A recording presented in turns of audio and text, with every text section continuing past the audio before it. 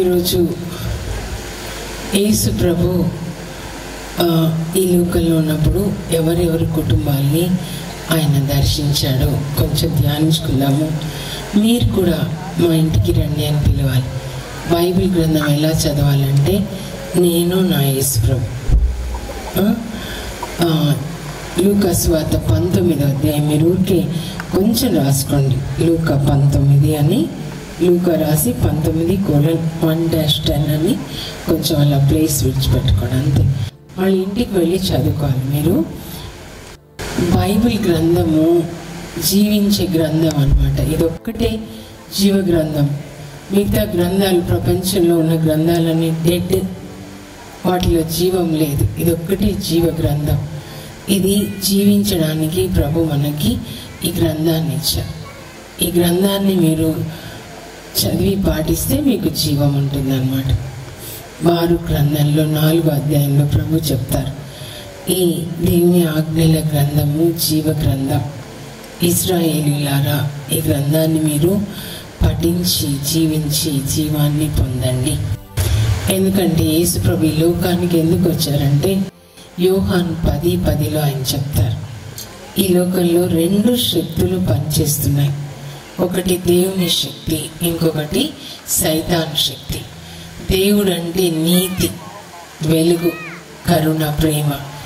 సైతాన్ రాజ్యము చీకటి, అవినీతి రాజ్యం అన్నమాట. అందుకే యోహాను 10:10 మీరు గుర్తుపెట్టుకోవాలి. ప్రభు చెప్తారు, దొంగ అంటే సైతాన్ని దొంగ అంటారు. దొంగిలించడానికి, హత్య చేయడానికి, నాశనం చేయడానికి వస్తాడు. ఇందాక ఫాదర్ చెప్పినవన్నీ ఇదో ఇలా దేవుడు మనకి బంగారు భవిష్యత్తు నిర్ణయిస్తారు. అమ్మ కడుపులో మనల్ని రూపుదిద్దక ముందే బంగారు భవిష్యత్తు నిర్ణయిస్తాడు. ఆ బంగారు భవిష్యత్తులోనికి మనం వెళ్ళాలంటే దేవుని వాక్యం మన హృదయంలో ఉన్నప్పుడు ఆయన మన హృదయంలో కళల్లో మాట్లాడతారు ముందుగా. అయితే సైతాన్ ప్లాన్ ఏంటంటే దేవుని ప్లాన్ చాలా బాగుంటుంది, బంగారు భవిష్యత్తు. 29:11 ప్రభు అంటారు, బిడ్డ నేను నీకు బంగారు భవిష్యత్తు నిర్ణయించాను, నేను నీ క్షేమంనే కానీ వినాశనం కోరను బిడ్డ అని చెప్తున్నారు. కానీ సైతాను ఏం చేస్తాడంట, దొంగిలించడానికి, హత్య చేయడానికి, నాశనం చేయడానికి వస్తారు. యోహాను 10:10. కానీ యేసు ప్రభు అంటారు, నేను జీవం నిచ్చుటకు, దాన్ని సమృద్ధిగా ఇచ్చుటకు వచ్చినాను. యేసు ప్రభు మనకి జీవాన్ని ఇవ్వడానికి వచ్చారు, అంతేకాని మత మార్పిడి కొరకు రాలేదు. ఎవరైనా ప్రశ్నించినప్పుడు మీరు జవాబు చెప్పడానికి మీకు ఈ బైబిల్ జ్ఞానం ఉండాలి. జీవం ఇవ్వడానికి వచ్చారు. ఎలాగండి జీవం ఇస్తారంటే, నీలాగా నీ పొరుగు వాళ్ళని ప్రేమించండి అని చెప్పారు. మంచి సమరయుడు ఉపమానం ద్వారా చెప్తారు. దొంగలు ఒక వ్యక్తి యెరూషలేము నుంచి యెరికో వెళ్తుంటే ఆ వ్యక్తిని బాగా కొట్టి అన్ని దోచుకొని కొన ఊపిరితో విడిచిపెట్టి వెళ్ళిపోయారు. అప్పుడు ఒక యాజకుడు చూశాడు, వెళ్ళిపోయాడు చూడనట్లే. లేవీయుడు కూడా వెళ్ళిపోయాడు. సమరీయుడు అంటే అంటరానివాడు. కానీ ఆయన గాడిద మీద పోతూ అయ్యో రక్తం కారుతూ ఉంది, ప్రాణం పోబోతుంది అని జాలిపడి అని ఆయన గురించి రాయబడి ఉంటుంది. లూకా 10లో మీరు చదవండి. జాలిపడి, ఇలా ప్రాణం పోతున్న వాళ్ళ పట్ల, ఆకలి కొన్న వాళ్ళ పట్ల జాలి కలిగి ఉండే మనస్సు యేసు ప్రభు ఎవరి హృదయంలో ఉంటే వాళ్ళకి జాలి ఉంటుందన్నమాట.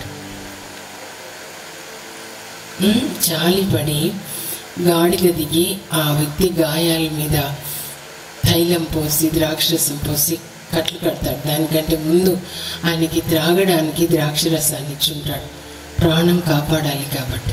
కట్లు కడతాడు రక్తం పోకుండా. నీకేం పర్వాలేదు, నేనున్నాను.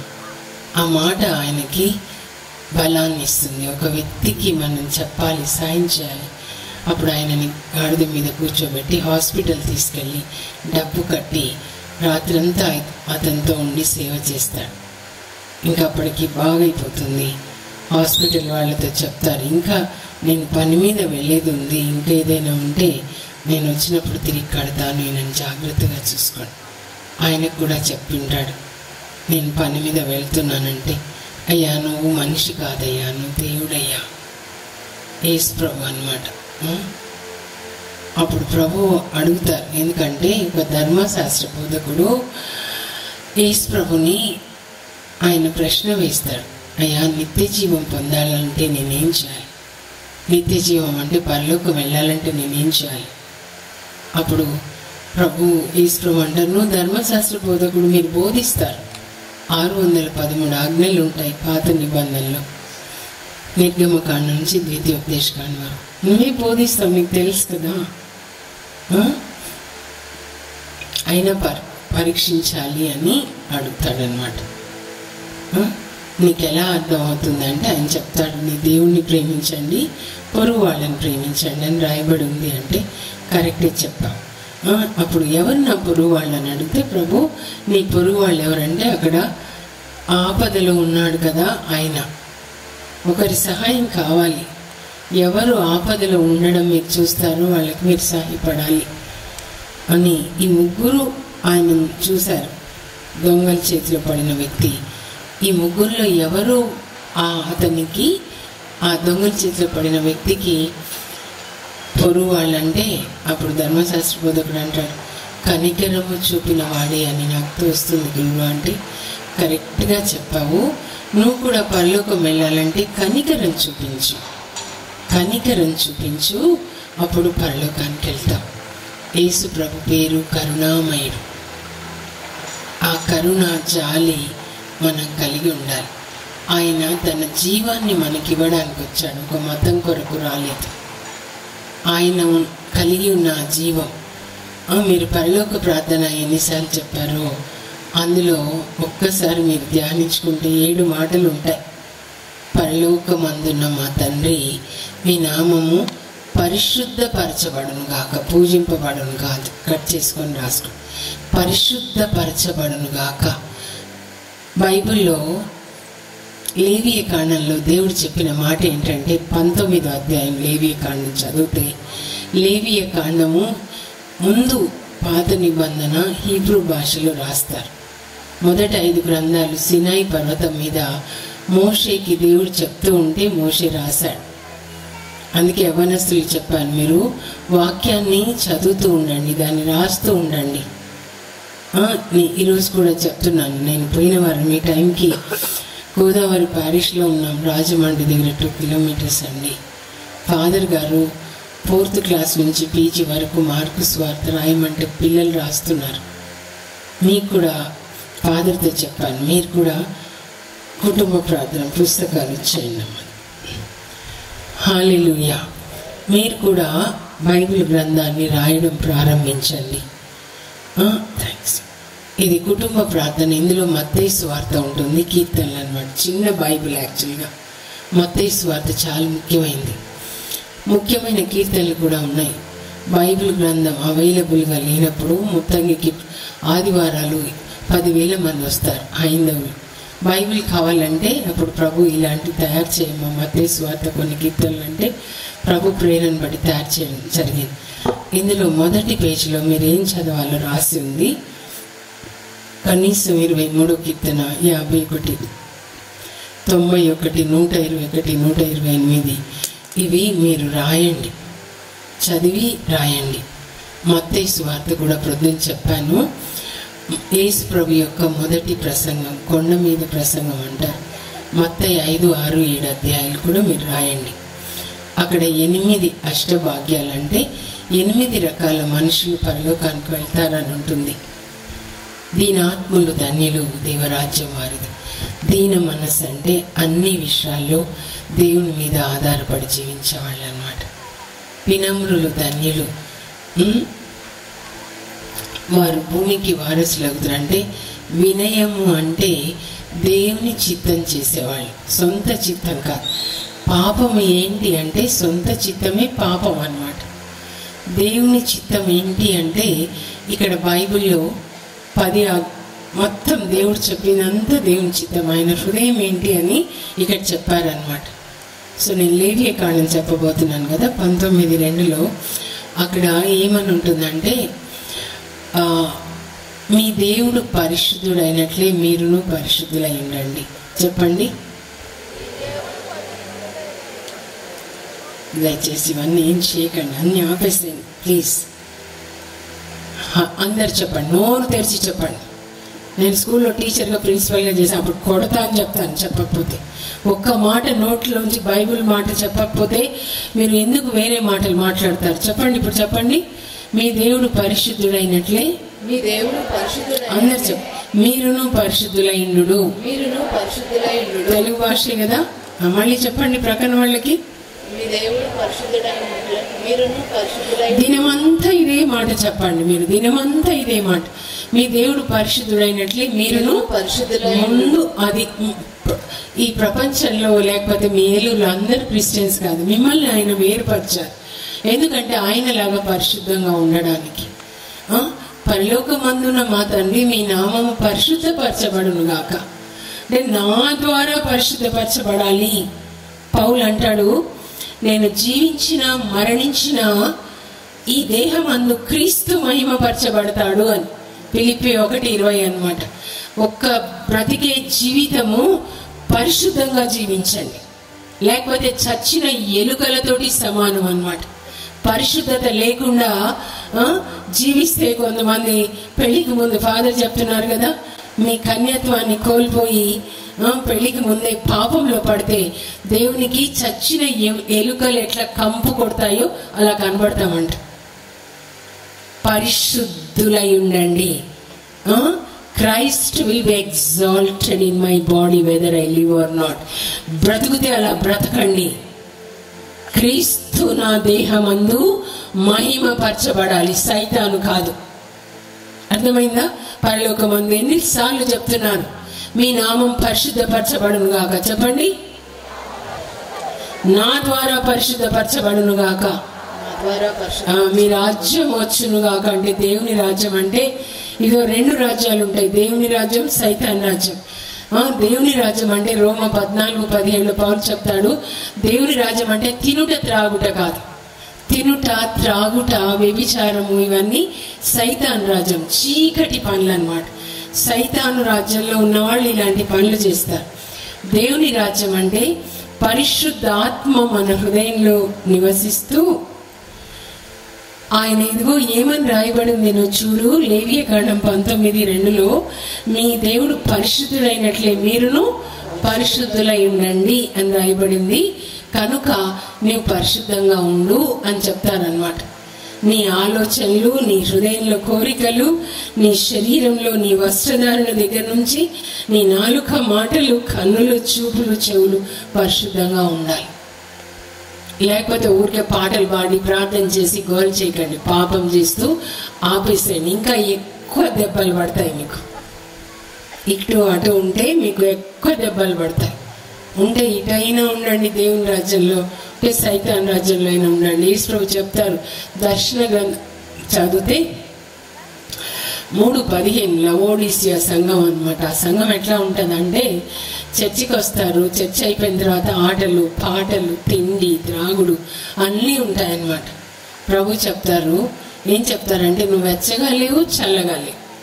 అంటే నువ్వు దేవుని రాజ్యంలో అయినా లేవు, సైతాన్ రాజ్యంలో నువ్వు నులివెచ్చగా ఉన్నావు. ఇక్కడ 1 గంట, ఇక్కడ 1 గంట, ఇక్కడ అక్కడ ఉన్నావు కాబట్టి నిన్ను నేను ఉమ్మేస్తా అని చెప్తారు. అంటారు ఎప్పుడైనా?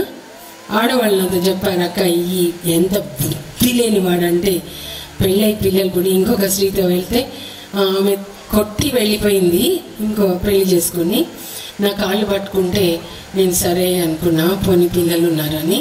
మళ్ళీ ఇంకొక అప్పుడు మళ్ళీ నా కాళ్ళు పట్టుకుంటే తూ అని ఉమ్మేశాను. మంచి పని చేశాం. చచ్చిన ఎలుకలతో ఇంకొకరిని తాకిన తర్వాత మీరెవరిని తాకకూడదు, మీరు పరిశుద్ధులు అవుతాయి. చచ్చిన ఎలుకల కంపు వాళ్ళతో ఉండే కంటే యేసు ప్రభుతో ఉంటే చాలా మంచిది. Praise the lord. మీ ప్రార్థనలు, గోలలు ఆపేసి మీ దేహాన్ని పరిశుద్ధంగా దేవునికి అర్పించండి. రోమా 12:1 చెప్తారు, దేవుని మీరు పరిశుద్ధంగా సజీవ యాగంగా మీ దేహాన్ని దేవునికి అర్పించండి.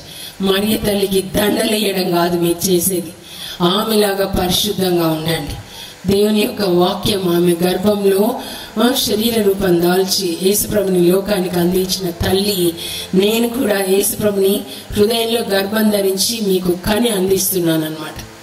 జీవిస్తే పరిశుద్ధంగా జీవించండి, పాపంలో జీవించి. నిన్ననే చెప్పాను నేను, మీరు దివ్య ప్రసాదాన్ని తీసుకుంటే చస్తారు, మీరు అనారోగ్యము తర్వాత నరకంలో కాల్తారు. జాగ్రత్త. పరిశుద్ధ గ్రంథాన్ని చదవండి.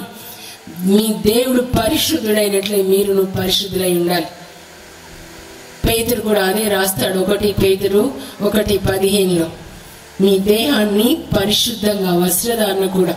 ఇప్పుడు ఇద్దరు పిల్లలు ఇందాక నేను చూశాను, పిచ్చి పిచ్చి డ్రెస్సులు వేసుకుంటే మార్చుకొని రమ్మని చెప్పాను.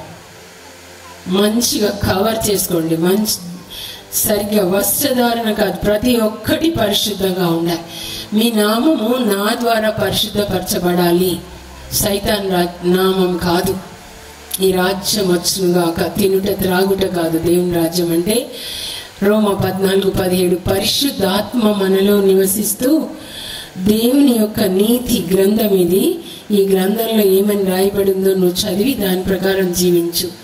ఎవరైతే అలా నీతిగా జీవిస్తారో, నీతిగా జీవించే వాళ్ళకి శాంతి ఉంటుంది, సంతోషం ఉంటుంది. దేవుని రాజ్యం అంటే ఇది. పరిశుద్ధ ఆత్మ మనలో నివసిస్తూ ఆయన ఇచ్చే నీతి, శాంతి, సంతోషం. చెప్పండి, దేవుని రాజ్యం అంటే పరిశుద్ధాత్మ మనలో నివసిస్తూ, చెప్పండి, మనలో నివసిస్తూ ఆయన వసగు నీతి, శాంతి, సంతోషం. నీతి, శాంతి, సంతోషం. రోమా 14:17. రోమా 14:17. మీరు తీర్పునకు దేవుని ఎదుట మనం నిలబడాలి. ఈ ఆత్మ శరీరంలోంచి బయటకు వచ్చిన తర్వాత 2 కొరింథీ 5:10 ప్రతి ఒక్కరూ పరలోకంలో సుప్రీంకోర్టు, దేవుడు న్యాయాధిపతి. ఒకవైపు మన ఆత్మ శరీరం మట్లోకి వెళ్ళిపోతుంది, ఆత్మ తీర్పు కోసం నిలబడుతుంది. అప్పుడు ఈ శరీరంలో ఉన్నప్పుడు మనిషి చేసిన ప్రతిదానికి తీర్పు విధించబడుతుంది. ఓ మానవుండా, ఏమేమి చేయుచుంటివో తప్పించుకొందువా. గ్రంథాలు విప్పబడును, రహస్యంగా చేసినవి కూడా రాయబడతాయి. దేవుని కళ్ళు సూర్యుని కంటే 10,000 రెట్లు కాంతివంతముగా ఉండి నరుడు చేయు ప్రతి రహస్య కార్యాన్ని గమనిస్తాయి. రోమా సిరాక్ 23:19 రాయబడి ఉంటుంది. మీ చీకటి, మనకి చీకటి పనులు చేసే వాళ్ళకి, దేవునికి చీకటి కాదు. పరలోకం అంతా చూస్తారు మీరు ఏ చీకటి పనులు చేశారో. అప్పుడు సైతాను గ్రంథాలు, ఒక గ్రంథం తీసుకొస్తాడు, నల్ల గ్రంథం, బ్లాక్ రికార్డ్. ఏ రోజు పాపం చేశాడు మొత్తం తీసుకొచ్చాను. మీరు 1 కొరింథీ 6:9-10 చెప్పారు కదా, విగ్రహారాధకులు, పిరికి వాళ్ళు, త్రాగుబోతులు, వ్యభిచారులు, అబద్ధం చెప్పేవాళ్ళు, దొంగతనం చేసేవాళ్ళు దేవుని రాజ్యానికి వారసులు కాదు, వాళ్ళు నరకానికి వెళ్తారని. కనుక ఇదిగో ఈయన ఎప్పుడెప్పుడు ఏం పాపం చేశాడో, ఈమె ఎప్పుడెప్పుడు చేసిందో అన్నీ వివరిస్తాడనమాట. అప్పుడు యేసు ప్రభు ఎడం ప్రక్కన సైతాన్ ఉంటాడు, ఇక్కడ తండ్రి దేవుడు, ఇక్కడ కుడి ప్రక్కన మన అడ్వకేట్ యేసు ప్రభు. మీరు యేసు రక్తంలో కడుక్కొని పాపం విడిచిపెడితే, నాకు అదే ఫాదర్ చెప్పారు, పాపం విడిచిపెట్టండి. ఈరోజు నేను చనిపోతే నేను ఎక్కడికి వెళ్తాను? తీర్పు జరుగుతుంది. నీ భర్త, నీ భార్య ఎవరు నీ కోసం నిలబడరు. ఎవరు నిన్ను పాపం చేయించారు వాళ్ళు నిలబడరు. కుడి ప్రక్కన యేసు ప్రభు. నువ్వేం చెప్తావు అని తండ్రి దేవుడు అడిగితే, అవును సైతాన్ చెప్పినవన్నీ కరెక్టే, పాపం చేశాడు ఈ బిడ్డ, కానీ పశ్చాత్తాపడి నా రక్తంలో కడుక్కున్నాడు. ఈరోజు అదే పండుగ. అనేకుల పాప పరిహారార్థం చిందింపబడనున్న నిబంధన రక్తం. తండ్రికి తన రక్తాన్ని ఇచ్చి మనల్ని మన్నించమని అడుగుతాడు. మీరు ఎప్పుడు యేసయ్యా నన్ను మన్నించు అని ఆ పాపం నుంచి బయటికి వచ్చేస్తారో, అప్పుడు యేసు ప్రభు తండ్రి కుడి ప్రక్కన మన కొరకు రక్తం ఇచ్చి ఈ బిడ్డని మన్నించున్నాను అని చెప్తాడు. తర్వాత పరిశుద్ధాత్మని ఇస్తాడు. పాపం చేయకుండా పరిశుద్ధాత్మ ఇదిగో ఇలా జీవించాలి అని మనకి బోధిస్తాడు. యోసేపు గురించి ఇందాక ఫాదర్ చెప్పారు. ఆదికాండం 37 నుంచి 50 వరకు ఆయన చరిత్ర ఉంటుంది, మీరు చదువుకోవాలి. ఆదికాండం 12 నుంచి చదవాలి. అబ్రహాము, ఇస్సాకు, యాకోబు, ఆయన 12 మంది పిల్లల్లో దేవునితో కనెక్ట్ అయింది 11 అబ్బాయి. మిగతా వాళ్ళందరూ ఈ లోక విషయాల్లో ఉంటారు. దేవునితో కనెక్ట్ అయినప్పుడు దేవుడు కళల్లో మాట్లాడతారు. అబ్బాయికి 17 సంవత్సరాలప్పుడు మాట్లాడతాడు, నిన్ను రాజుని చేస్తా, నా పన నిలబడితే మిగతా వాళ్ళు మీ అందరివి వంగి నమస్కారం చేస్తున్నాయి దేవుడు చెప్తారు. కానీ తర్వాత ఎన్నో శ్రమలు, అన్నయ్యలు అసూయపడి అమ్మేస్తారు, బావిలో వేస్తారు, అమ్మేస్తారు. పోతీఫర్ ఇంట్లో ఐగుప్తులో 11 సంవత్సరాలు బానిసగా ఉంటాడు. కానీ దేవుడు ఆయనతో ఉన్నాడు. ఆదికాండం 39లో 5 సార్లు రాయబడి ఉంటుంది, దేవుడు యోసేపుతో ఉండేనో కనుక అతడు వర్ధిల్లాడు. దేవుడు అంటే దేవుని యొక్క వాక్యమే. వాక్యం లేకుండా మీరు అన్నం తినకండి. ప్రొద్దున చెప్పాను, ఇప్పుడు టైం లేదు నాకు. దేవుని వాక్యం ఉంటుందన్నమాట. అబ్రహాంకి, ఇస్సాకు, యాకోబులకి దేవుడు 10 ఆజ్ఞలు ఇస్తారు, కానీ రిటర్న్ కాదు, ఓరల్గా. సో పరిశుద్ధంగా ఉండాలి, వ్యభిచరించకూడదు, దొంగతనాలు చేయకూడదు, నమ్మకంగా ఉంటాడనమాట. పోతీఫర్ రాజు దగ్గర పనిచేస్తూ తన తాళాల గుత్తి అంతా కూడా యూసెఫ్కి ఇస్తాడు. ఎంత నమ్మకంగా ఉన్నాడు. గొర్రెలు అమ్మితే కూడా 10 రూపాయలు కూడా నమ్మకంగా ఉన్నాడని. అక్కడ ఏ రాజు దగ్గర పనిచేస్తే ఎప్పుడో వస్తాడు యోసేపు, అందగాడు. 17 సంవత్సరాలు ఎప్పుడు అమ్మబడినప్పుడు 28 సంవత్సరాలు వచ్చేస్తాయి. అందంగా ఉంటాడు. పరిశుద్ధమైన అందం అండి. 2 రకాల అందం. దేవుని రాజ్యంలో పరిశుద్ధమైన అందము, సైతాన్ రాజ్యంలో అపరిశుద్ధమైన శరీరాన్ని చూపించే అందం, కామ పిశాచులు అన్నమాట ఉంటాయి. కానీ పరిశుద్ధాత్మ ఉన్నప్పుడు పరిశుద్ధమైన అందాన్ని కలిగి ఉంటాం. అలా ఉంటాడు. పోతీఫర్ భార్య శోధిస్తుంది, నాతో పాపం చెయ్యని. అప్పుడు ఆయన అంటాడమ్మా, యజమానుడు నాకు అన్నీ నా చేతికి అప్పచెప్పాడు, నేను అప్పగించలేదమ్మా, నీవు ఆయన శరీరంలో ఎముక. పైగా ఇది భగవద్రోహం కాదా తల్లి? అలాంటి పాపం నేను చేయలేను. దేవుడు ఎవరిలో ఉంటే పరిశుద్ధాత్మ పాపం చేయనివ్వడు. నాలో ఉన్న భగవంతునికి నేను ద్రోహం చేయలేను. ప్రతిరోజు శోధించినా కూడా ఆయన లొంగలేదు. అబ్బాయిలు అమ్మాయిలు చదువుకోండి. తర్వాత ఆమెకి కోపం వచ్చి భర్త వచ్చిన తర్వాత నాతో చీకటి తప్పు చేయబడని మాట మార్చి చెప్తారు. కామ పిశాచులు ఉన్న స్త్రీల అబద్ధాలు ఆడడంలో ఫస్ట్గా ఉంటారు. భర్తకి మార్చి చెప్తుంది, నువ్వు లేనప్పుడు నాతో పాపం చేయమన్నాడు. అప్పుడు పోతీఫర్ ఆయన జైల్లో పెడతాడు 2 సంవత్సరాలు. తర్వాత సైతాన్ సంతోషపడతాడు, అబ్బా యోసేపు పాపం చేయలేదు, అందువల్ల నేను జైల్లో పెట్టాను. అప్పుడు దేవుడు అంటాడు, నీ బ్రతుకు, నిన్ను సిలువకి కొట్టాను, నీ తల చీత కొట్టాను పాము, ఒక తోకతో ఆడిస్తున్నావా, నువ్వు ఏడ్చుకొని చచ్చేలాగా చేస్తా చూసుకో. నా యోసేపు నువ్వు ఎంత శోధించినా పాపం చేయలేదు కదా, ఇప్పుడు నా శక్తి చూపిస్తాను ఆ యోసేపులో చూడని. యోసేపుని చెరసాల్లోంచి ఫ్రమ్ ప్రిజన్ టు ప్యాలెస్ గవర్నర్ని చేస్తే 80 సంవత్సరాలు గవర్నర్గా ఉంటాడు. చప్పట కొట్టండి మీరు. హల్లెలూయా. గవర్నర్ అయిన తర్వాత రాజు అంటాడు, ఫరో రాజు, మొత్తం అధికారం నీకు ఇస్తున్నా యోసేపు. ఒక్క మాటలో చెప్పాలంటే ఐగుప్తులో నీ అనుమతి లేకుండా ఒక్కరు కూడా కాలు కదపరు అని చెప్తాడు. పోతీఫర్ కూడా దండం పెట్టేస్తారు. అప్పుడు గవర్నర్గా ఆయన పెళ్లి వైభవంగా జరుగుతుందండి. అర్థమైందా? తొందరపడకండి. మీరు చచ్చిన ఎలుకలతో సమానం. కంపు కొడతారు దేవునికి మిమ్మల్ని ఎవరైనా పెళ్లి ముందు ముట్టుకున్నారంటే. పెళ్లి తర్వాత కూడా రోగాలు వస్తాయి. నేను చెప్తున్నాను, రోగాలతోనే చేస్తారు మీరు వేరే స్త్రీల దగ్గర. కనుక పరిశుద్ధంగా ఉండండి. హల్లెలూయా. ముందు పరిశుద్ధంగా ఉండండి. తర్వాత మీరు పాడారో ఆడారో పాటలు కూడా ముఖ్యమేం కాదు. మీ కోపం తెచ్చుకోవద్దు, మీ ప్రార్థన ముఖ్యం కాదు. ముందు పరిశుద్ధంగా ఉండండి. అర్థమవుతుందా? పరిశుద్ధంగా ఉన్న వాళ్ళని గురించి ఇక్కడ రాశాను. వాళ్ళు ఏం వాక్యం బోధించలా, పాటలు పాడలే. వర్ణదత్తమ్మ శరీరం ఇంకా ఉంది, పేపర్లో అమ్ముకునే అమ్మాయి, కానీ పరిశుద్ధంగా ఉంది. ఆమె దేహం ఇంకా ఉంటుంది. శౌరి వారు చనిపోయి దాదాపు 450 సంవత్సరాలు అయింది, ఆయన దేహం ఇంకా ఉంది. అది వాళ్ళని చూసి మనం నేర్చుకోవాలి. పరిశుద్ధంగా ఉండండి మీరు ముందు. అది సో ఈరోజు జక్కయ్య ఇంటికి యేసుప్రభు వస్తారు లూకా సువార్తలో. ఒకసారి మనం ధ్యానించుకుందాము, ఎందుకంటే అదే ప్రార్థన చేస్తున్నాం. సైతాను కాడి విరగొట్టాలి, వ్యభిచార పిశాచుల్ని యేసు రక్తంలో కాలిపోవాలి, పరిశుద్ధాత్మ అగ్నిలో కాలిపోవాలి. ఆమేన్ చెప్పండి.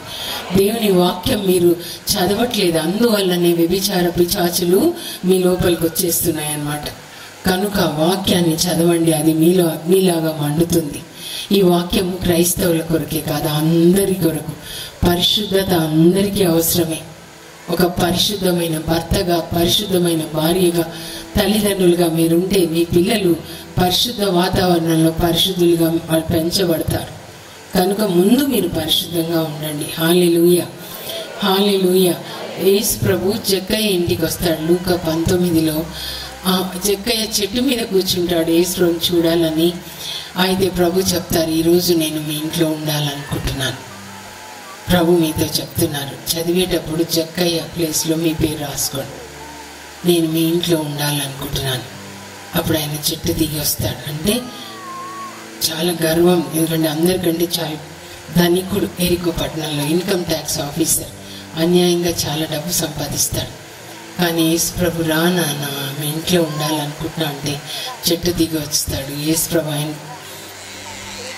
ఆయన మీద చెయ్యి వేసి ఇంటికి తీసుకెళ్తాడు. జక్కయ్య విందు చేస్తాడు, చక్కగా ఆయనకి విందు చేస్తాడు. అప్పుడు యేసు ప్రభు యొక్క మాటలు, యేసు ప్రభు ఆత్మతంలోకి వెళ్తుంది. మాటలు మీరు ఎప్పుడు చదువుతారో దేవుని మాటలు, యేసు ప్రభు మాటలు అంటే అప్పుడు ఆయన లోపలికి వెళ్తాడు. అప్పుడు జక్కయ్యలో ఏం మార్పు వస్తుందంటే, నా ఆస్తిలో సగం అమ్మి పేదలకు ఇస్తాను. ధనాక్షని పిచాచి వెళ్ళిపోయింది, యేసు ప్రభు వచ్చేసాడు. కరుణ వచ్చేసింది పేదల పట్ల. ఎవరి దగ్గర నేను అన్యాయంగా 100 రూపాయలు వసూలు చేసే పన్ను 200 వసూలు చేశానో పరిహారంగా 400 ఇస్తాను ప్రభా. అప్పుడు ప్రభు అంటారు, నేడు ఇంటికి రక్షణ వచ్చినది. చెప్పండి, మీరు చెప్పండి, నేడు మా ఇంటికి రక్షణ వచ్చినది. మళ్ళీ చెప్పండి, పక్కన వాళ్ళకి చెప్పండి, నేడు మీ ఇంటికి రక్షణ వచ్చింది. లూకా 19:9 చెప్పండి. లూకా 19:9 చెప్పండి. హల్లెలూయా, హల్లెలూయా. మీరు బైబిల్ చదవాలి. అందువల్లనే హోషేయ 4:6 చెప్తారు, దైవ జ్ఞానం లేక నా బిడ్డలు నాశనం అయిపోతున్నారు. దేవుని వాక్యం మీలో లేదు అంటే సైతాన్ పిశాచులు కూర్చుంటాయన్నమాట. ఇలాంటి పిశాచులే. కనుక మీరు వాక్యాన్ని నోటితో పలుకుతూ ఉండండి. యెహోషువ గ్రంథం 1:8 మీరు చదివితే, మన బైబిల్లో సరిగ్గా లేదు కానీ ఇంగ్లీష్లో బాగుంటుంది. Joshua, do not let this book of the Lord depart from your mouth అంటే యెహోషువ ఈ ధర్మశాస్త్రం మోషే 5 పుస్తకాలు అన్నమాట. మొదటి 5 పుస్తకాలు చెప్పండి, ఏంటి అవి? ఆదికాండం, నిర్గమకాండం, లేవియకాండం, సంఖ్యాకాండం.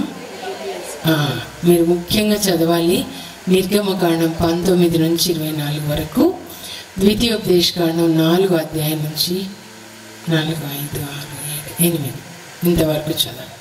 4 నుంచి 8 వరకు చాలా ముఖ్యమైనది. హల్లెలూయా. యేసువా వందనం, యేసువా స్తోత్రం. మోషేకి ఇశ్రాయేల్ ప్రజల్ని ఎడారిలో నడిపించినప్పుడు, దేవుడు పిలిచినప్పుడు 80 సంవత్సరాలు 40 సంవత్సరాలు నడిపిస్తాడు. 120 వచ్చేస్తాయి. ఆ ధర్మశాస్త్రం అంతా రాస్తాడు. ఇంకా ప్రభువు ఆయన మరణిస్తాడు అక్కడ నెబో పర్వతం దగ్గర. దేవుడే ఆయనని సమాధి చేస్తాడు. దేవునికి ఎంత ఇష్టం అంటే ప్రపంచంలో సృష్టిలో ఒక్కరిని దేవుడు సమాధి చేసింది మోషే అన్నమాట. అలా జీవిస్తాడు. ముఖాముఖి దేవుడు ఆయనతో మాట్లాడతాడు. అన్నీ కూడా రాసి మొదటి 5 గ్రంథాలు దేవుడు చెప్తే రాస్తాడు. ఆయనకి 40 సంవత్సరాలు సేవ చేసిన యెహోషువతో దేవుడు మాట్లాడతారనమాట. నువ్వు లే యెహోషువ అంటే 40 సంవత్సరాలు మోషే తండ్రిలాగా చూసుకుంటాడు, కొడుకు సేవ చేసినట్టు చేస్తాడు. కానీ ఇప్పుడు మోషే మరణించినప్పుడు ఆయన దిగులుగా ఉంటే, నువ్వు దిగులు పడకులే, ఈ ప్రజల్ని యోర్దాన్ నది దాటించి కానా దేశం జయించి వాళ్ళకి నువ్వు పంచిపెట్టాలి లే అని చెప్పి, నువ్వు ఈ కానా దేశంలో చాలా 7 రకాల మనుషులు ఉంటారనమాట. జాతులు, కననీయులు, పెరిసీలు, అమ్మోనీయులు, యెబూసీలు, వీళ్ళందరినీ నువ్వు జయించి కానా దేశాన్ని ఇశ్రాయేలు ప్రజలకి 12 గోత్రాలకి పంచి ఇవ్వాలి. ఇది నీ పని. అయితే నీకు జయం కలగాలి ఈ 7 రకాల మనుషుల మీద అంటే నువ్వు ఒకటి చేయాలి. మోషే నీకు ఇచ్చిన ధర్మశాస్త్రమును నీ కంటి నుంచి తొలగిపోనివ్వకు. అంటే కంటితో దినం రాత్రి నువ్వు చదువుతూ ఉండు, దానిలో చెప్పినవన్నీ ధ్యానిస్తూ ఉండు. ధ్యానించడం అంటే ఎద్దులు తిన్న తర్వాత నెమరు వేస్తాయి కదా, అలా అన్నమాట. ఇప్పుడు చూడండి, ప్రభు నా కాపరి ఏ కొదవ లేదు అంటే అర్థం ఏంటి? ఏ కొదవ ఉండదు. నా ప్రభు నా కాపరి, యేసు ప్రభు నా కాపరి అని చెప్పినప్పుడు ఏ కొదవ ఉండదు. యేసు రక్తం నన్ను ప్రతి పాపం నుంచి కడిగేస్తుంది అంటే యేసు రక్తము నాలో అన్ని పాపాలను తొలగిస్తుంది. నా శరీరంను భుజించి నా రక్తంను పానం చేయవాడు నిత్య జీవాన్ని పొందుతాడు. ఈరోజు మీరు చదువుకోవాలి. యోహాను సువార్త 6వ అధ్యాయం 41 నుంచి చదువుకోవాలి మీరు. ఆయన చెప్తాడు, పరలోకం నుంచి దిగి వచ్చిన జీవాహారం నేనే. ఎవరు చెప్పండి? పరలోకం నుండి దిగి వచ్చిన నేనే అని చెప్తాడు. నన్ను భుజించండి అంటే ఎట్లా భుజిస్తాం అనుకుంటారు అందరూ. అంటే దేవుని యొక్క వాక్యం అన్నమాట. అర్థమైందా? చదివి పాటించడమే భుజించడం. నా రక్తం తాగండి అంటే ఆయన రక్తంలో మన పాపాలని కడుక్కోవాలి. రోజు 5 సార్లు కడుక్కోవాలి. పోప్ జాన్ పాల్ గారు చెప్తారు, ఎప్పుడు నేను పాపం చేశాను అనుకుంటే అప్పుడు కడుక్కొని యేసు రక్తంలో కడుక్కున్న వాళ్ళకి కల్వరి శిలువ చెంత ఒక నీతి వస్త్రాన్ని ఇస్తాడు. రోమా 5:9 ప్రకారం. దాన్నే వివాహ వస్త్రం అంటారు. యేసు ప్రభు మత్తయి 22లో వివాహ వస్త్రం లేకుండా వివాహానికి వెళ్ళకూడదు. గొర్రెపిల్ల ఇదిగోలో దేవుని గొర్రెపిల్ల విందునకు పిలువబడిన వారు ధన్యులు అంటారు. యేసు ప్రభు ఫాదర్ చెప్తారు కదా ఇలా పట్టుకొని, గొర్రెపిల్ల విందు ఎప్పుడండి జరిగేది? ఇప్పుడు కాదు, ఇది కాదు విందు. దర్శన గ్రంథం 19:5 మీరు చదవాలి, అక్కడ ఉంటుంది. 19:5-6-7లో యేసు ప్రభు మేఘాల్లో వస్తారు చాలా తొందరగా. వచ్చినప్పుడు ఎవరిలో పరిశుద్ధాత్మ ఉంటారో పరిశుద్ధాత్మ మనకు ఒక మహిమ వస్త్రాన్ని ఇస్తాడు. ఇచ్చినప్పుడు అది మంట, వెలుగు అన్నమాట. అప్పుడు ఈ శరీరం కాలిపోతుంది ఆ మహిమ వస్త్రంలో. 1 కొరింథీ 15లో రాస్తారు 56-55లో, మరణించని ఈ మహిమ వస్త్రం మరణించే దాన్ని కప్పినప్పుడు death is destroyed, victory is complete. అంటే మరణము ఓడించబడింది, విజయం సంపూర్ణమైనది. మేఘాల్లో యేసు ప్రభు వచ్చినప్పుడు ఎవరిలో పరిశుద్ధాత్మ ఉన్నారో, యేసు ప్రభు వాక్యం ఉందో దాని ప్రకారం జీవిస్తారు. అప్పుడు వెంటనే రెప్పపాటు కాలంలో మార్పు జరుగుతుందంట. రెప్పపాటు కాలంలో. 1 తెస్సలోనిక 4:17లో మనకి మహిమ వస్త్రాన్ని కప్పుతారు పరిశుద్ధాత్మ. ఈ శరీరం కాలిపోతుంది, ఆత్మ మాత్రమే ఉంటుంది. పరిశుద్ధాత్మ మన ఆత్మను తీసుకెళ్ళి యేసు ప్రభుకి అప్పచెప్తాడు. అక్కడ యేసు ప్రభు మనల్ని పెళ్లి చేసుకుంటాడు. అదే పెళ్లి విందు అన్నమాట. ఆ విందులో పాల్గొన్న వాళ్ళు ధన్యులు. యేసు ప్రభు వచ్చినప్పుడు బూరలు ఊదుతారు దేవదూతలు అన్నమాట. మీరు మత్తయి 24 మీరు చదవండి. చివరి రోజులలో ఇదిగో ఇలా జరుగుతుంది, యుద్ధాలు వస్తాయి, కరువులు వస్తాయి, రోగాలు వస్తాయి, భూకంపాలు వస్తాయి, మనుషుల్లో ప్రేమ చల్లారిపోతుంది, నైతిక విలువలు పడిపోతాయి. కుటుంబం అనేది ఎంత పరిశుద్ధమైనది, ఒక భర్తకి ఒకే భార్య, అవన్నీ పడిపోతాయి. అప్పుడు యేసు ప్రభువు మేఘాల్లో వచ్చేస్తారు, బూరలు ఊదుతారు దేవదూతలు. అప్పుడు ఆ బూర ధ్వని పరిశుద్ధాత్మ ఉన్న వాళ్ళకి వినబడుతుంది. అప్పుడు పరిశుద్ధాత్మ మనకు ఒక మహిమ వస్త్రాన్ని ఇస్తాడు. ఇది శరీరం కూడా ఒక వస్త్రమే. భూమి మీద ఉన్నంత కాలము మట్టి, భూమి మీద మట్టి శరీరం. మరి పరలోకానికి వెళ్తే ఇది పనికిరాదు, చంద్రమండలానికి వెళ్తే ఇది పనికిరాదు కదా అలా. అప్పుడు పరిశుద్ధాత్మ పరలోకానికి వెళ్ళే వస్త్రాన్ని కప్పుతాడు. ఆ వస్త్రం అగ్ని. దీన్ని కాల్ చేస్తుంది, శరీరం ఉండదు. అప్పుడు పరిశుద్ధాత్మ ఏదో జీసస్కి చెప్తాడు, ఆయన పెళ్లి కొడుకు, మీరు మత్తయి 20 చదవండి, పెళ్లి కొడుకు వస్తున్నాడు, అర్ధరాత్రి కేక, మిడ్ నైట్ క్రై, అదిగో మన పెళ్లి కొడుకు వస్తున్నాడు. 5 కన్యలు దీపంతో పాటు నూనె తీసుకెళ్తారు. అంటే నూనె అంటే ప్రేమ, దీపం అంటే దేవుని యొక్క వాక్యం అన్నమాట. అప్పుడు రెడీగా ఉన్న వాళ్ళు వెళ్తారు. వీళ్ళు ఇంకా రాలేదులే, వస్తాడు అని పడుకొని నిద్రపోతుంటారు. నిద్రపోతున్నారంటే ఈ లోక పని. మీరు నిద్రపోయారంటే సైతాన్ మిమ్మల్ని ఊరివేసి పట్టుకుంటాడు. అప్పుడు వాళ్ళు నూనె తెచ్చుకొని తలుపు తీయండి అంటే తీయరు, క్లోజ్ అయిపోయింది. ఒక్క నిమిషం అంతే. కనురెప్ప పాటులో యేసు ప్రభు వస్తారు రెడీగా. పరిశుద్ధాత్మ తీసుకెళ్తాడు మేఘాల్లో. అక్కడ పెళ్లి జరుగుతుంది, పెళ్లి విందు జరుగుతుంది. 7 సంవత్సరాలు అన్నమాట. కింద సైతాన్ పుత్రుడు అంత్యక్రీస్తు యొక్క పరిపాలన 2 తిమోతి 3లో చెప్పినట్టు 7 సంవత్సరాలు.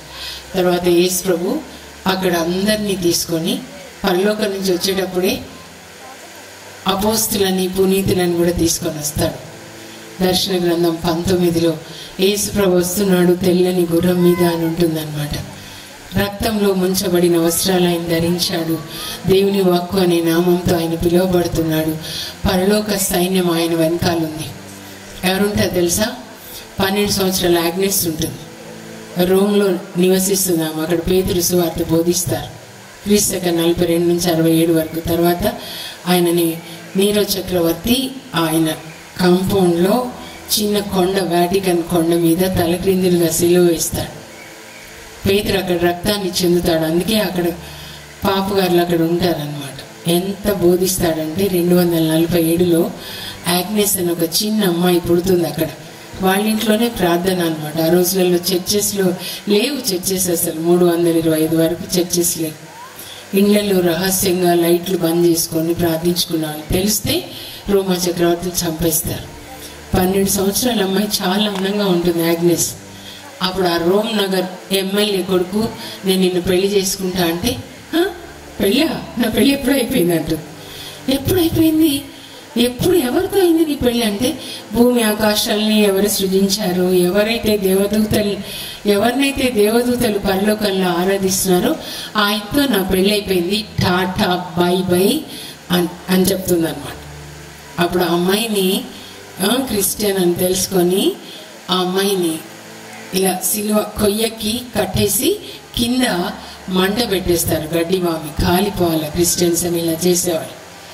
అప్పుడు ఆ మంట అబ్బా చాలా తొందరగా జీసస్ దగ్గరికి వెళ్ళొచ్చు, అక్కడ నా పెళ్లి జరుగుతుందని. కానీ ఆ గడ్డి వామి వాళ్ళు తగలబెట్టగానే ఇలా దూరం అయిపోయి అమ్మాయికి ఏం కాదనమాట. అప్పుడు చూడడానికి క్రికెట్ చూడడానికి వచ్చినట్లు వచ్చేవాళ్ళు అక్కడ కొలోసియంలో. ఇంత పెద్ద అద్భుతం చేశారని మేము క్రిస్టియన్స్ అవుతామని రోమన్స్ క్రిస్టియన్స్ అవుతారు. ఇలా జీవించండి. జీవిస్తే బుద్ధి తెచ్చుకొని.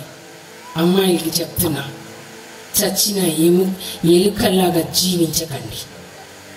నేను మళ్ళీ మీకు కనబడతానో లేదో చెప్తున్నా, మీరు ఏడవకండి.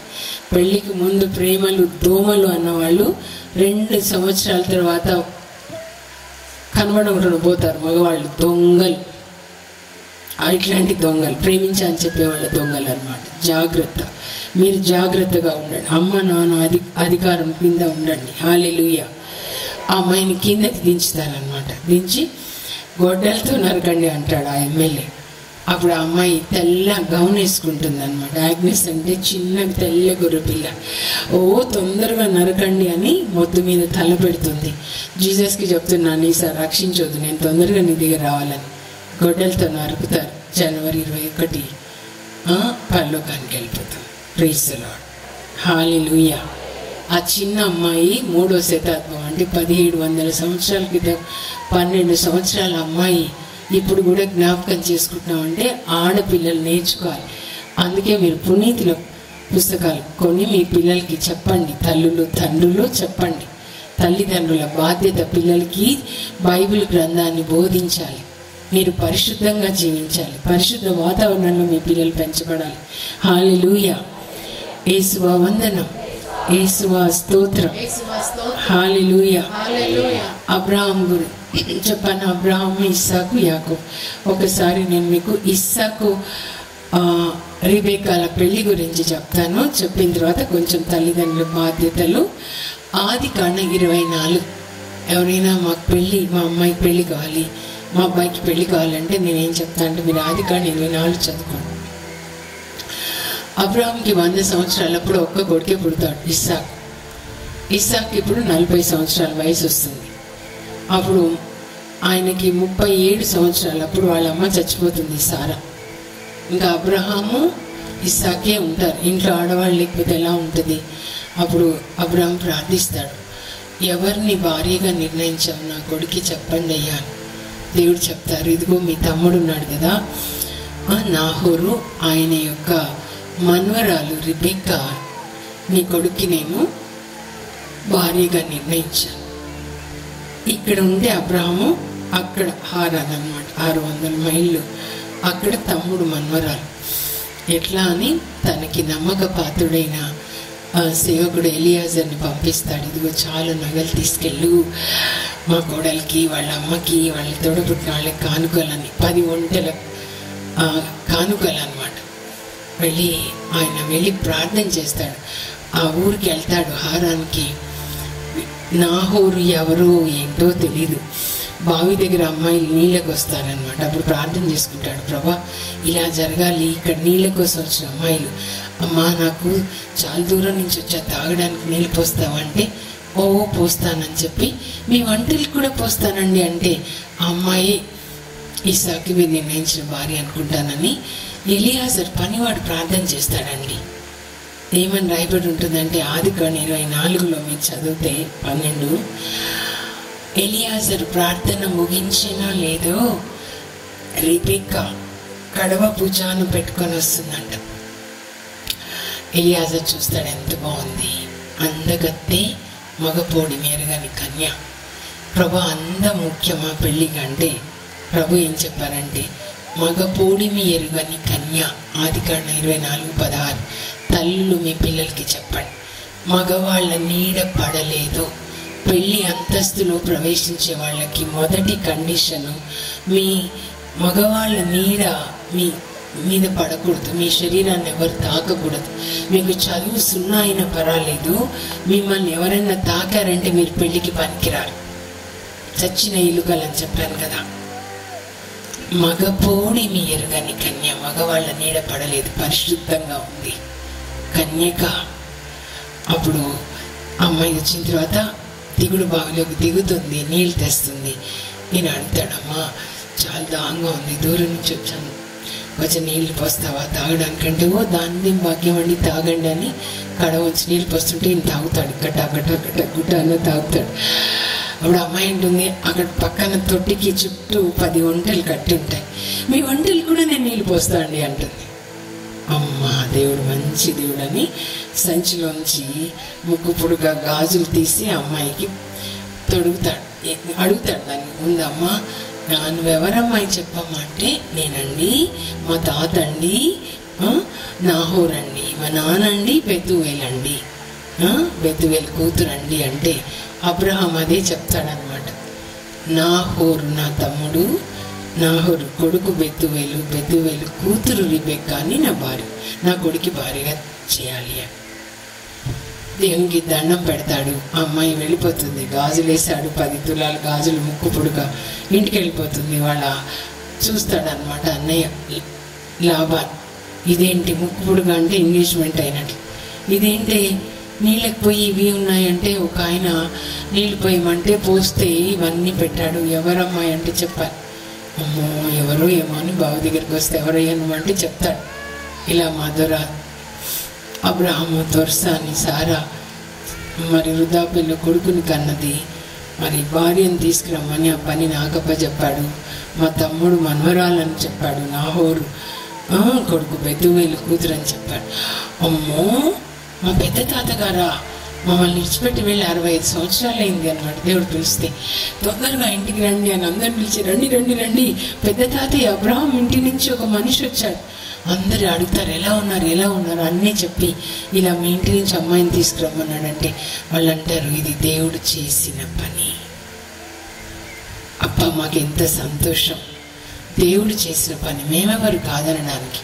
అయినా అమ్మాయిని కూడా అడుగుదామని, అమ్మ వెళ్తావా, పెద్ద తాతయ్య కొడుకుని చేసుకుంటావా అంటే చేసుకుంటా అంట. దేవుడు తల్లిదండ్రులు అప్పుడు పెళ్లి జరిగింది.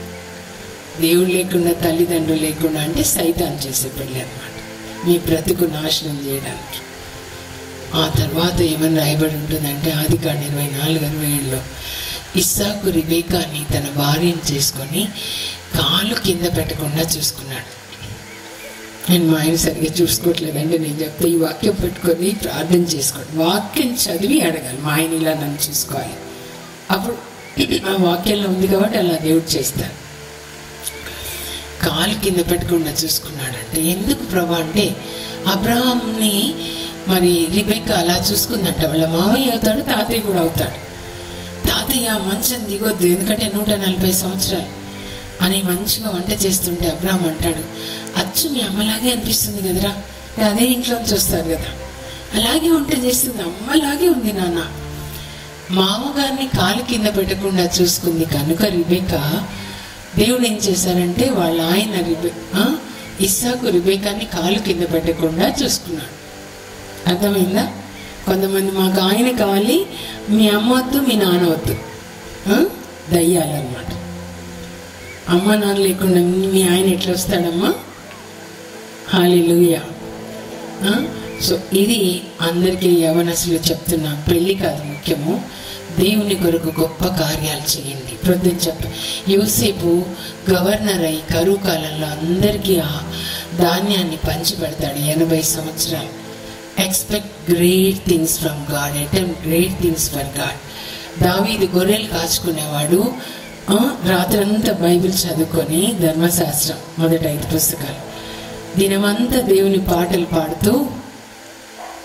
పాడేవాళ్ళు, దినమంతా పాడుకొని ఇక్కడ రావాలి, అప్పుడు అభిషేకం వస్తుంది. ఇంట్లో పాడకుండా ఇక్కడికి వస్తే ఏం రాదు.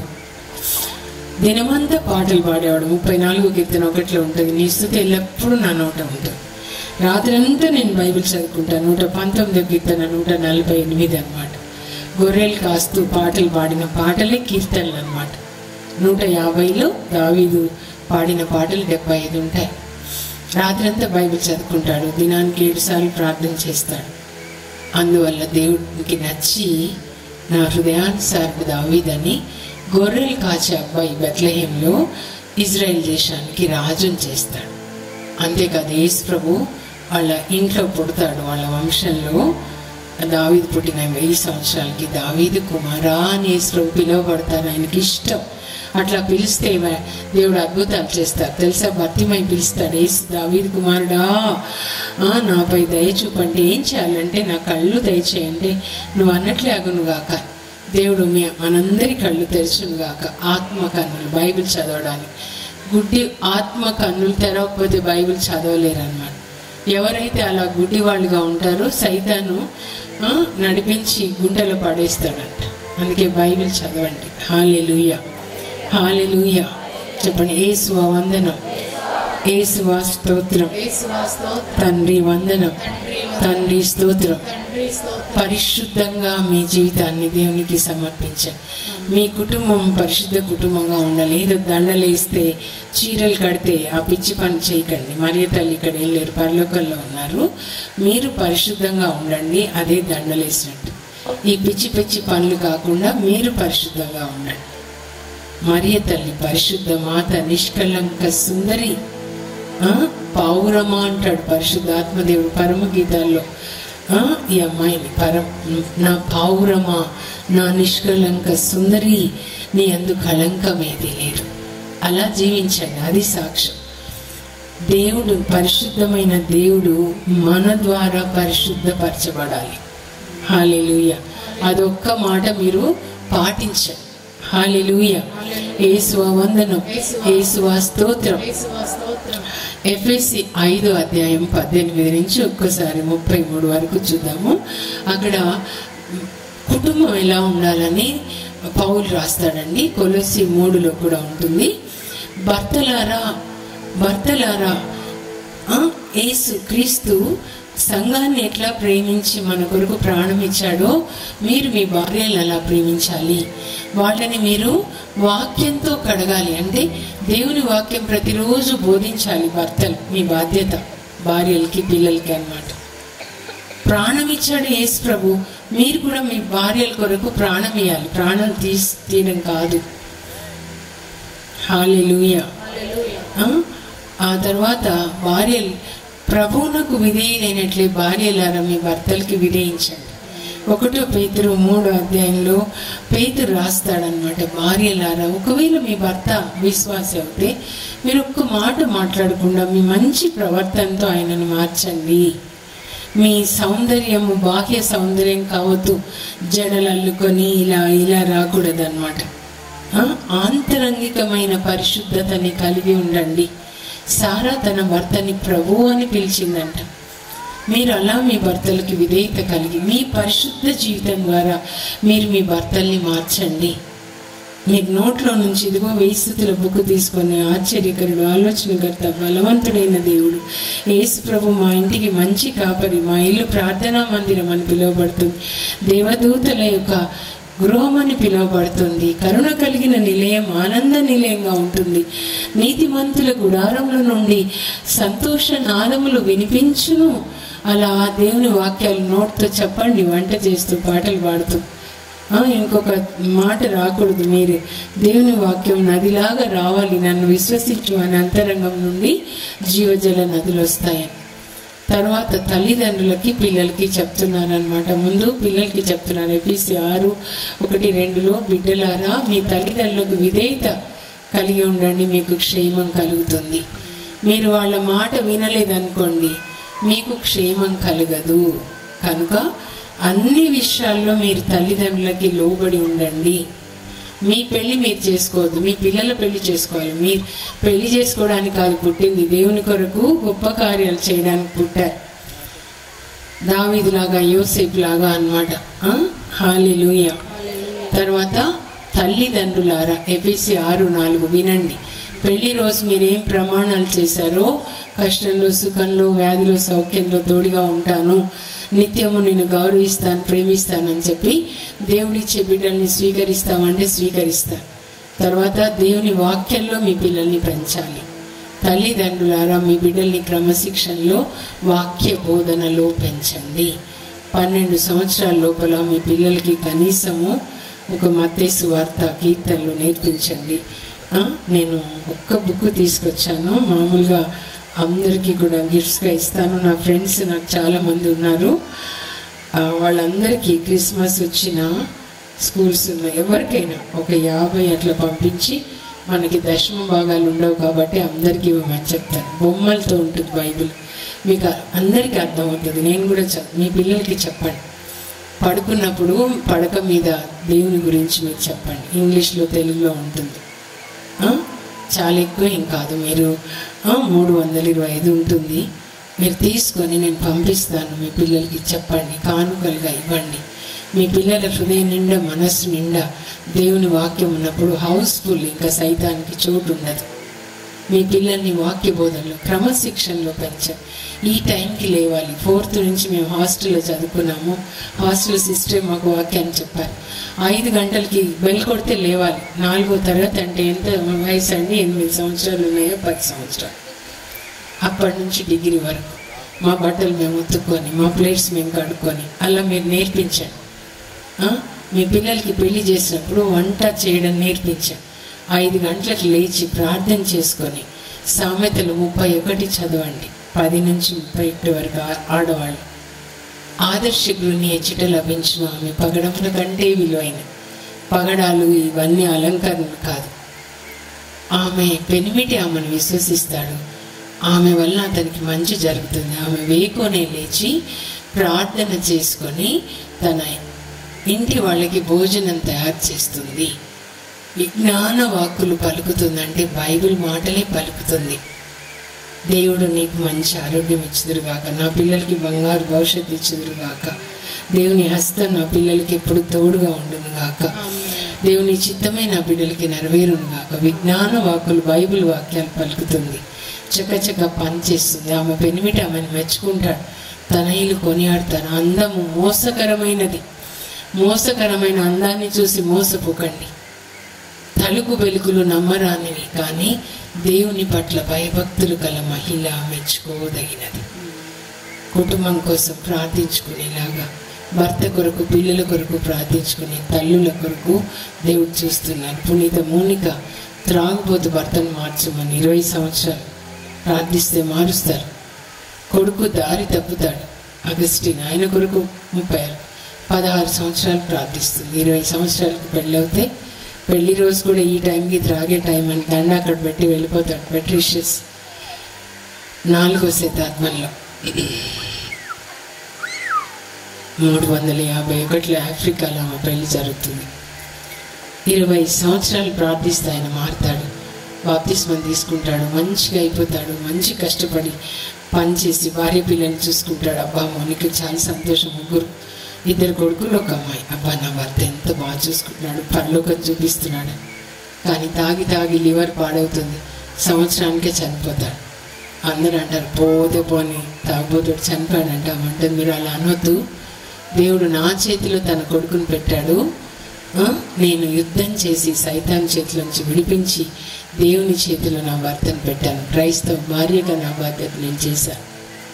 కొడుకు కోసం కూడా కన్నీటి ప్రార్థన చేస్తుంది. ఆమెని మదర్ ఆఫ్ టియర్స్ అంటారు. కన్నీటి ప్రార్థన తల్లి. కొడుకు కోసం ప్రార్థిస్తే దినం రాత్రి సైతాన్ చేతిలోంచి, సైతాన్ దేవుడని బోధిస్తాడు ఆయన, సైతాన్ చేతిలోంచి దేవుడు విడిపించి చీకటి నుంచి వెలుగులోనికి తీసుకొస్తాడు. అగస్టిన్ గారు బిషప్ అవుతారు. తర్వాత పుస్తకాలు రాస్తాడు. City of God, city of man అని 24 వాల్యూమ్స్ అంటే సెమినరీలో ఫాదర్ చదువుకుంటారు. చాలా గొప్ప దైవజనుడు అవుతాడు. ఒక పాపి పునీతుడుగా మారాడు తల్లి ప్రార్థన వల్ల. మీరు ప్రార్థించే తల్లులుగా, కన్నీటితో ఉపవాసంతో ప్రార్థించే తల్లులుగా, బైబిల్ మీకు చదవడం వస్తే ఇంట్లో చదువుతూ ఉండండి. కీర్తనలు చదువుతూ ఉండండి. నీ ఇంటి చెంతకెట్టి కీడు రాదు, ఎలాంటి ప్రమాదం జరగదు. దేవదూతలు ఉంటారు మీ ఇంట్లో. దీర్ఘాయుతో మిమ్మల్ని సంతృప్తి పరుస్తారని ఉంటుంది 91 కీర్తన. మీరు నోటితో అవి చెప్తూ ఉండండి. మీ బిడ్డల్ని మీరు కన్నులారా చూస్తారు. ఏది నోటితో పలుకుతారో బైబిల్ వాక్యం అది మీకు నెరవేరుతుంది. అర్థమవుతుంది కదా? హల్లెలూయా. అందరు లేచి నిలబడదాము.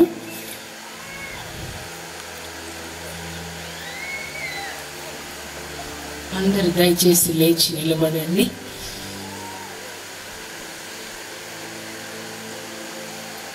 కళ్ళు మూసుకోవాలి. పరలోక కిటికీలు తెరిచి పాడతారయ్యా. స్టీఫెన్ రామ్మ కళ్ళు మూసుకోండి. మీ ప్రక్కన మీ భర్త పిల్లలు ఉన్నట్లు, యేసు ప్రభు మీ మధ్యలో ఉన్నట్లు ఊహించుకోండి. యేసయ్య మా కుటుంబాన్ని మీకు సమర్పిస్తున్నాం. ఆయన నా భర్త, పరిశుద్ధమైన భర్త ఇస్సాకు లాగా, నా భార్య రిబేకా లాగా ప్రభా మీరు ఉండేలాగా సాయం చేయండి. మా పిల్లలు యోసేపు లాగా శోధనకి లొంగలేదు ప్రభా. దైవ భీతి కలిగి ఉన్నాడు. మంచి భవిష్యత్తు ఇచ్చారు యోసేపుకి. అలా మా పిల్లల్ని పెంచేటట్లు మా ఇల్లు బైబిల్ కుటుంబంగా, దేవదూతల ఇల్లుగా, యేసుప్రభు ఇల్లుగా, మరియ తల్లి జోజప్ప గారి ఇల్లులాగా ఉండేటట్లు సాయం చేయండి. పరలోక కిటికీలు తెచ్చి మమ్మల్ని దీవించండి. దినం రాత్రి బైబిల్ చదివి దాన్ని పాటించేటట్లుగా సాయం చేయండి. యేసు నామంలో అడుగుచున్నాం తండ్రి. దేవుడు మిమ్మల్ని మీ కుటుంబాన్ని ఆశీర్వదించుదురుగాక. God bless you. జసింతమ్మతో పాటు ఇందిరా సహోదరి కూడా వచ్చారు. హైదరాబాద్లో అమ్మ ఉంటారు. జసింతమ్మ గారు మీ అందరు కూడా చూసే ఉంటారు. ఎందుకంటే దివ్యవాణి టీవీలో ఉదయము మళ్ళీ సాయంత్రం 4 గంటలకి, ఉదయం 10 గంటలకి, సాయంత్రం 4 గంటలకి వాక్య పరిచర్య చేస్తూ ఉంటారు. దివ్యవాణి టీవీలోకి వెళ్తే వీరమ్మ గారు ఖచ్చితంగా కనిపిస్తారు. లేకపోతే జసింత గారు అని యూట్యూబ్లో కొట్టిన చక్కటి ప్రసంగాలు మీరు వినగలుగుతారు. మరి ప్రతి ఒక్కరు కూడా దివ్యవాణి ప్రసంగాలు వినటానికి ప్రయత్నం చేయండి. బిజీగా ఉన్నారు. మొన్నే రాజమండ్రిలో కోటాలు ముగించుకుని మళ్ళీ ఇక్కడికి రావటం జరిగింది. మరి దేవుణ్ణి అడిగాను, ప్రభా ఈసారి మరి ఎవరిని పిలవాలి అనుకున్నప్పుడు, అంటే అమ్మగారు ఎప్పటి నుంచో మా ఇంట్లో ఉన్నారు, కానీ మరి దేవుడు ఆ సమయంలో ప్రేరేపణ కలగలేదేమో నాకు తెలీదు.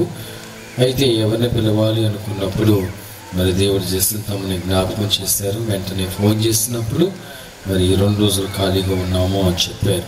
మరి ఈ 2 రోజులు కూడా నిన్న ప్రసంగం, ఈరోజు ప్రసంగం, ఉదయం ప్రసంగం, చక్కటి ప్రసంగాలు మనకి వినిపించారు. మనమందరం కూడా మరి అమ్మగారి గురించి ప్రార్థించాము. మళ్ళీ సెప్టెంబర్లో మళ్ళీ వస్తారు. ఎందుకంటే సెప్టెంబర్ నెలలో 30 రోజుల ఉపవాస ప్రార్థన ఉంటుంది, అప్పుడు వస్తారు. తర్వాత మరి మీ స్త్రీల కూడిక ఎప్పుడంటే ఆగస్టు 15వ తారీఖున స్త్రీల కూడిక ఉంటుంది. తర్వాత ఆగస్టులో నెలాఖరికి ఆల్ నైట్ ప్రేయర్ ఉంటుంది. మన ఖాళీగా ఉండేది ఎప్పుడంటే ఇంకా జూలైలో రిట్రీట్ ఉంటుంది. Second Friday, Saturday, Sunday. ఈ నెల ఇంకా జూన్లో ఉండదు, ఎందుకంటే మీరు అందరూ కూడా స్కూల్ బిజీలు అవన్నీ కూడా ఉంటారు కాబట్టి. ఇంకా ఈ నెలలో ఎట్లయినా ఈ నెలలో 2 రోజులు పెట్టాం కాబట్టి, ఏప్రిల్ నెలలో మనం కూటాలు పెట్టుకున్నాం కాబట్టి ఇంకా జూలైలో మాత్రమే రిట్రీట్ ఉంటుంది. ఇవన్నీ కూడా మనసులో ఉంచుకోండి. మరి చక్కటి వాక్యాన్ని బోధించిన అమ్మగారికి వందనాలు తెలియపరుస్తూ క్లాప్స్ కొట్టి మన మధ్యలో కోయిర్ వాళ్ళు ఉంటారు, వచ్చి సాల్వ్ అవుతారు అమ్మగారికి. అమ్మ ఎంతో చక్కటి సేవ, అనేక ప్రదేశాలకు వెళ్ళి దేవుని సువార్తను బోధిస్తూ ఉన్నారు. మరి చక్కటి స్వరం, చాలా చక్కగా స్మూత్గా చక్కటి వాక్యం బోధిస్తున్నారు.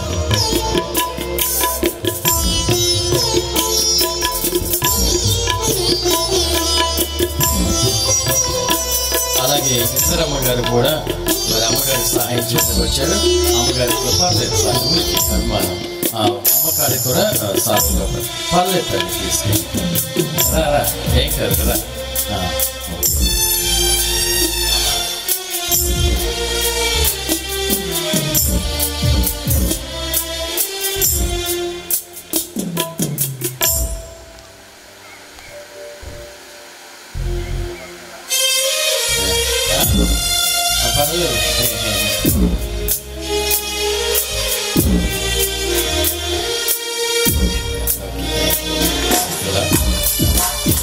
అమ్మగారు